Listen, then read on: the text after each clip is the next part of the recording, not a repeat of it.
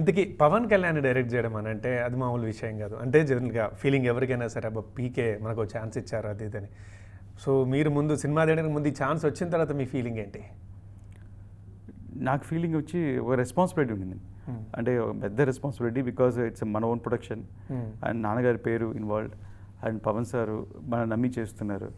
So ఈ responsibility కరెక్ట్గా తీసుకోవాలి, ఎలా తీసుకెళ్ళాలి అంటే ఇప్పుడు నేను ఎంటర్ అయిన తర్వాత what ever I want to do ఈ టైం సరిపోదు, దానికి ఇంకో 2 years 2.5 years పట్టేది.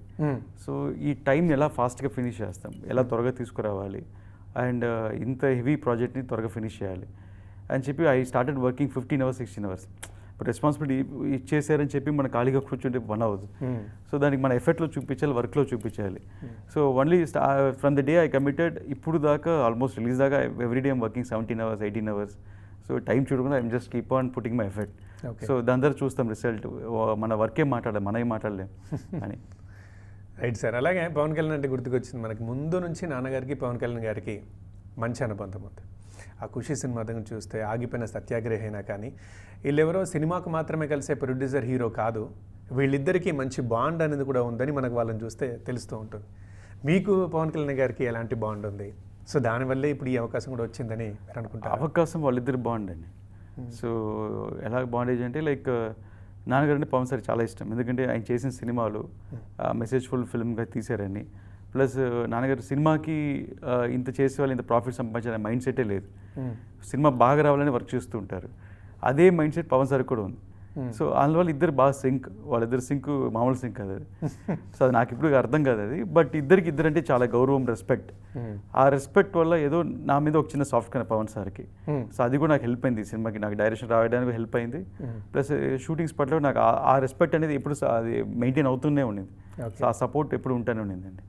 ఇప్పుడు ఆ టైంలో ఖుషి చేశారు, బంగారం చేశారు, మధ్య మధ్యలో కలుస్తున్నారు.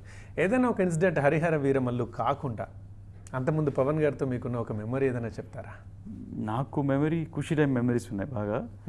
అప్పుడు మీరేంటి, మీరు స్కూలా ఆర్ అదర్వైజ్ స్కూల్ దాటేశారా, కాలేజా? ఇప్పుడు కాలేజ్ ఖుషి టైంలో కాలేజ్ అప్పుడు నేను ఇంకా నిమ్మస్ నాకు తీయలేదు నేను.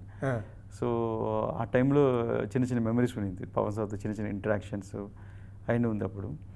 దాని తర్వాత బంగారం అప్పుడు ఎక్కువ మెమరీ లేదు, ఇప్పుడు వీరములు అప్పుడు ఫుల్ దాంట్లో ఉండిపోయింది. So okay. ఖుషి అంటే మీరు కాలేజ్ అంటే గుర్తుకొచ్చింది, అప్పుడు ఒక ట్రెండ్ అయింది, ఖుషి బ్యాగ్స్ అని ట్రెండ్ అయ్యాయి, గుర్తుందా? పవన్ గారు వేసుకున్న బ్యాగ్స్ అప్పుడు టోటల్ ఉమ్మడి ఆంధ్రప్రదేశ్లో అదొక ట్రెండింగ్. అందరూ ఖుషీలో పవన్ కళ్యాణ్ బ్యాగ్ మాకు కావాలని చెప్పేసి కాలేజ్ పిల్లలందరూ అట్లనే వేసుకున్నారు.